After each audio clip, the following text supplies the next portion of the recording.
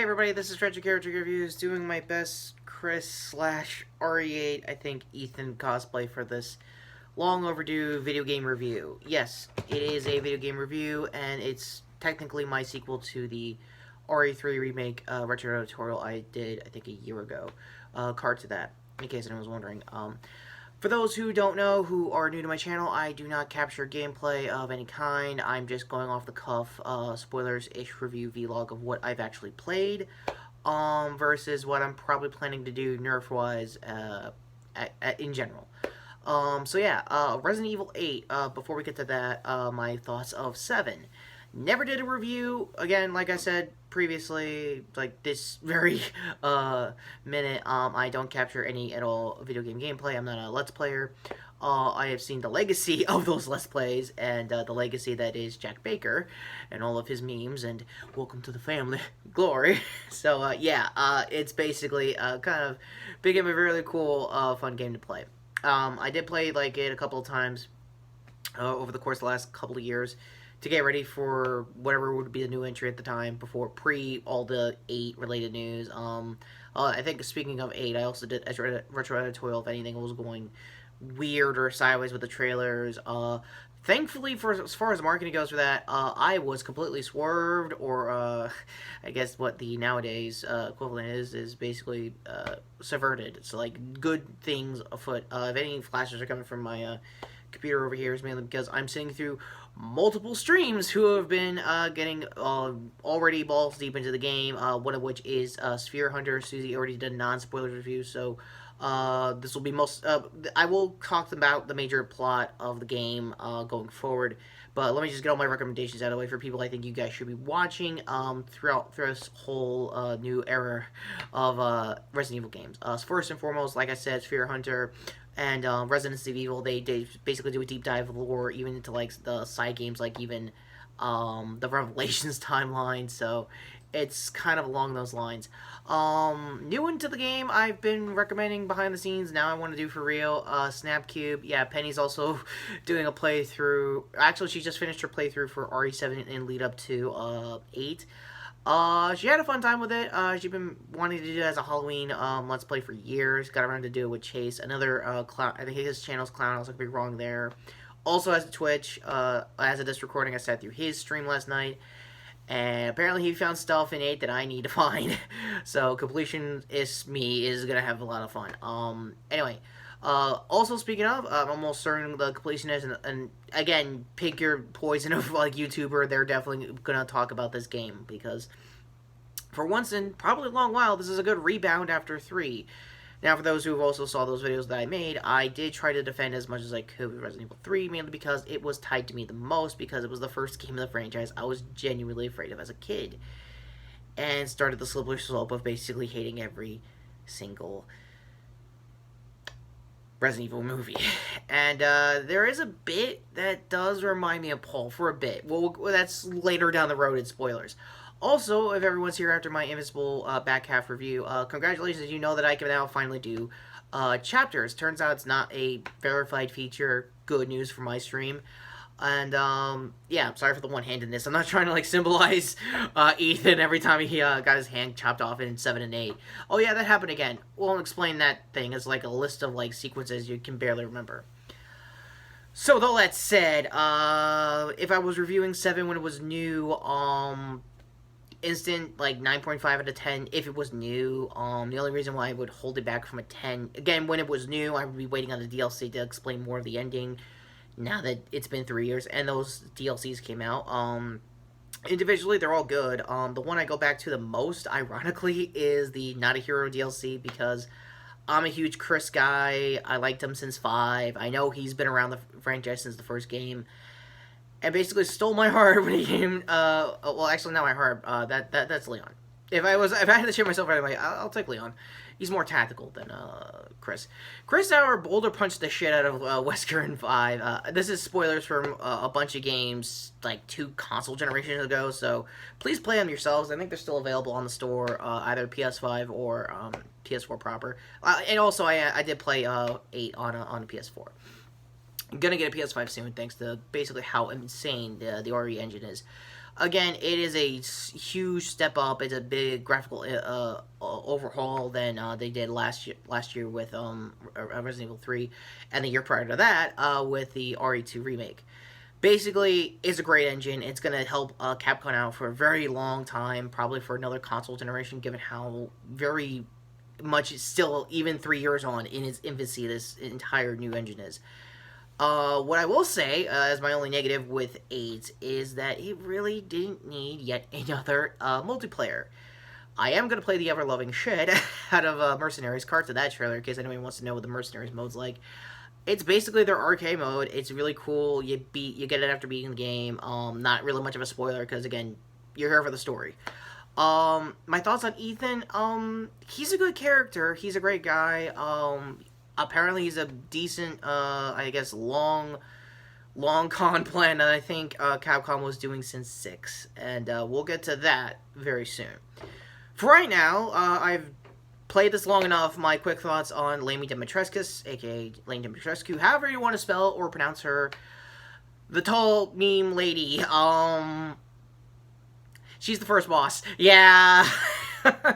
Yeah, if anyone thought, oh, she's going to be here around, like, Misdirect, she's going to be here to the end of the game. Nope. Probably, like, the first 2-3 hours of gameplay, which is really not bad. Like, you get a good feel for the castle, you get a good feel for her and her daughter, sorry. Some of them might have been voice acted by, I think, God, I forgot her name. One of the voice actors from the remake games, I think the one that played Jill or Claire, I could be wrong there.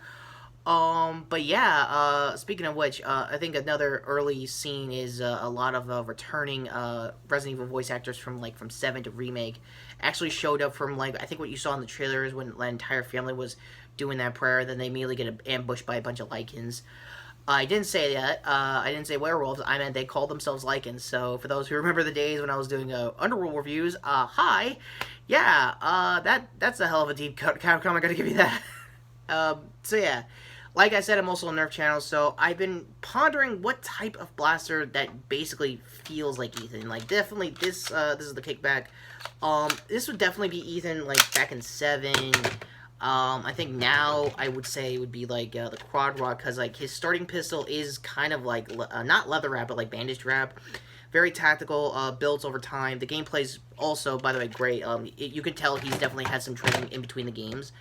Lore-wise is also double confirmed if you check the wiki, or I guess also play the game or see ending explaining videos, which I might be using later down the road for this review. Yeah, what else can I say about Ethan's loadout? He has cases this time, and he's upgrading his blasters, his weapons, and has a merchant. Yes, it is basically a first-person version of Resident Evil 4. The most celebrated sequel in the franchise, to the point that apparently Capcom really wants to do a remake of it. And I go, yeah, why?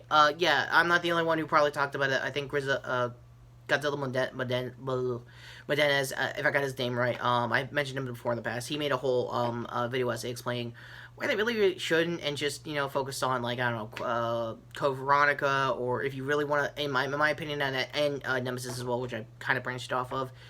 If you really want to, like, actually make a multiplayer-specific game mode as your full game, don't bring back Abel Cores, don't bring back RE Versus, or whatever you were doing with RE3 last year. I forgot the name of it. That's how forgettable these multiplayer titles are.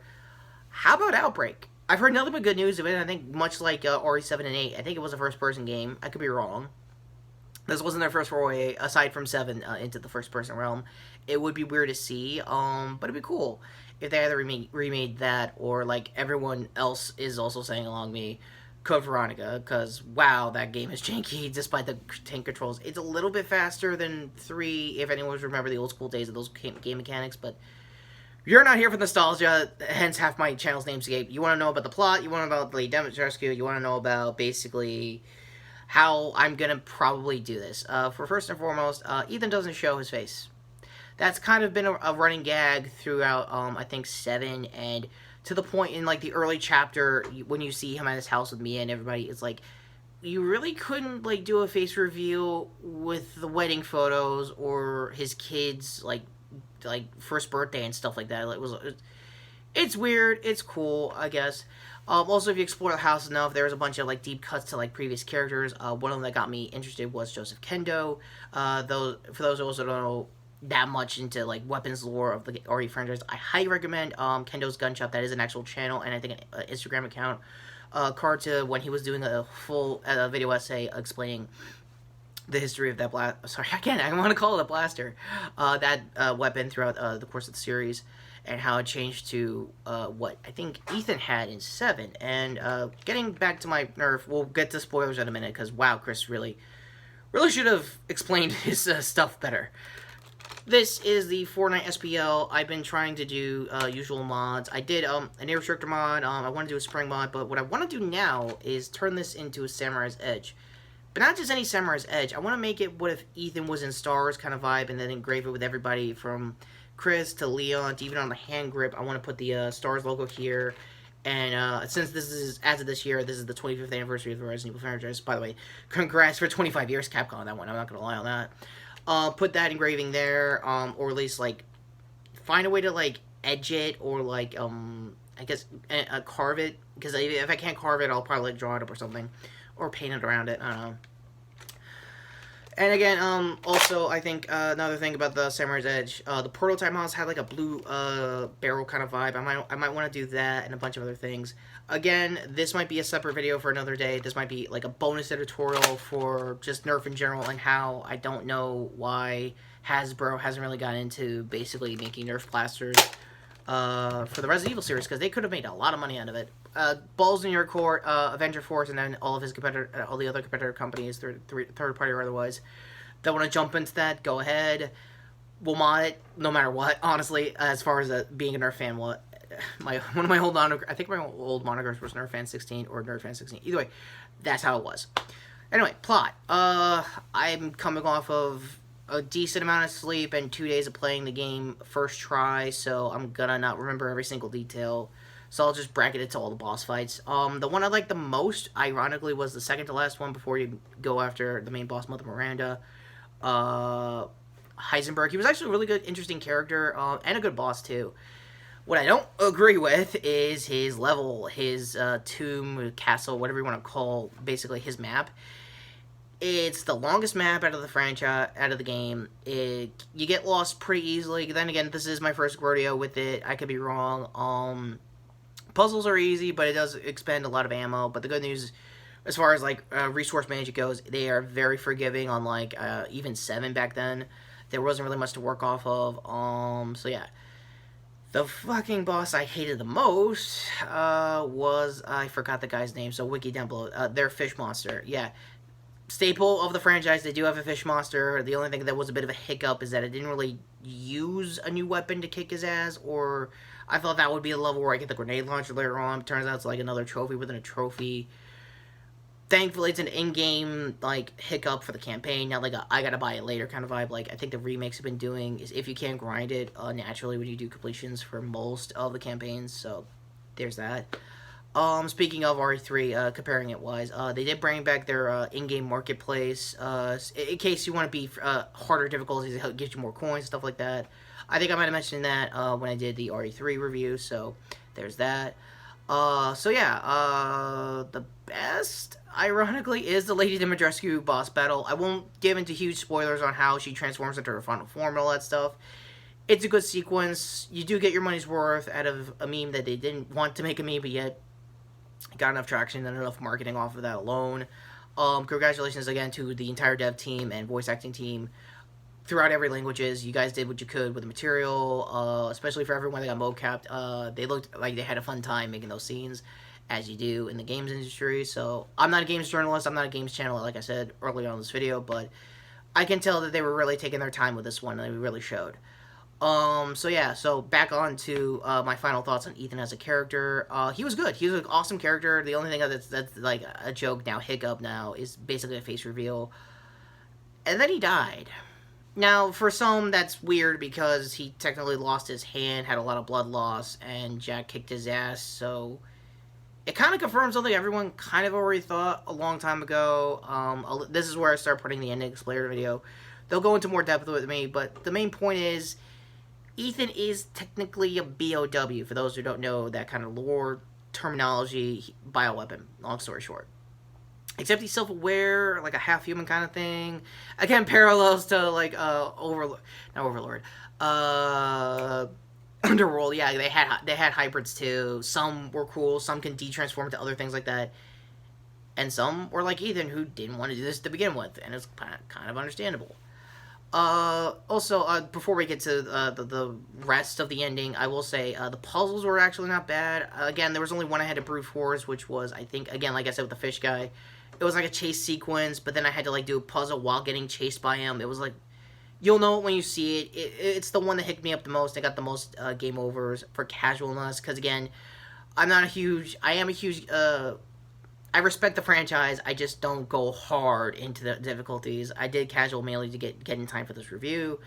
If I did it with normal, I'll probably take my time with it, probably have less inventory now that, but then, I'm trying to, like, overtalk myself how I'm going to actually play versus how I'm going to plan playing it. It's a whole thing.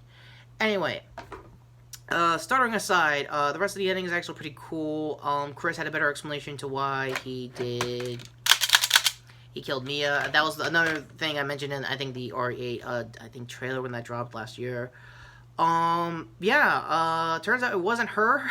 It was Mother Miranda. Again, the ending explainer explains it better, and I'm like, okay, but then why did he have his entire crew ready to go to take down a castle, and he just let Ethan basically do all the puzzles for you? Kind of lazy. Again, it's like, oh, I gotta trust him, and he trusts me, and he has to, like, you still could have told him. He could have played along, like, I'm just saying, he could have stuck to some sort of script. Whatever, and also justifies him being paranoid. Yeah, another thing from the trailer I was supposed to say, I forgot to mention early on. Yeah, the good news on Ethan's end, gameplay-wise, you could tell he got some training. You could tell when he's, like, guarding up on, he still has his guard feature, by the way. When he's guarding up on, ooh, wow, sorry. When he's guarding up on a monster, even if he gets bit, he has, like, an evade kind of mechanic. Like, he definitely knows, in lore, that means he learned how to, like, kick out of a move and stuff like that. It sounds like wrestling when I'm explaining it, but trust me when I say Ethan did get a little better with the weapons as time went on throughout this game, this entry into his life. Or what was his life. Yeah, he took it out, at the end of the game, and I'm mainly going to talk about the post-credit here because it's left a lot of questions that might get solved, hopefully with the DLC, because they did that with 7, so it might do the same thing here. Rose is his kid, and throughout the whole game, he's trying to, like, save her, like, reform her. That's a long story that I can't even explain. Again, to go to everyone's Let's Plays I just mentioned. They'll probably have a fun time reacting to it than I did. And then Mother Miranda basically did her summoning, and all I could think of is that, is this like a 3D printing job? Like, what? Anyway, as time went on, when Ethan did the thing, blew up the castle, and sacrificed himself for his daughter, it really hard cut jumps to, like, when she's a teenager, probably 18, seeing his grave, and sounds like she's talking to him. This is a weird yet very specific reference to in 7. He had, like, that weird telepathic, like, vision trip with all the bosses he took down from the Baker family. And it sounds like she's doing a lot like that. And I think one of the guards that was, like, monitoring her is like, oh, you're like Evie now. I was like, okay, that's not cool. Yeah, apparently that's an in-joke that she's got some of Evie's powers, who was the main boss throughout all of RE7. So that's weird. So yeah, like I said, I wish I had time to explain every single thing, but that's what other people's YouTube channels are for. Like I said, I highly recommend Resident Evil. They're probably going to go a deeper dive into basically the mold, basically the monsters, especially Lady Dimitrescu, for those who are in still for those memes.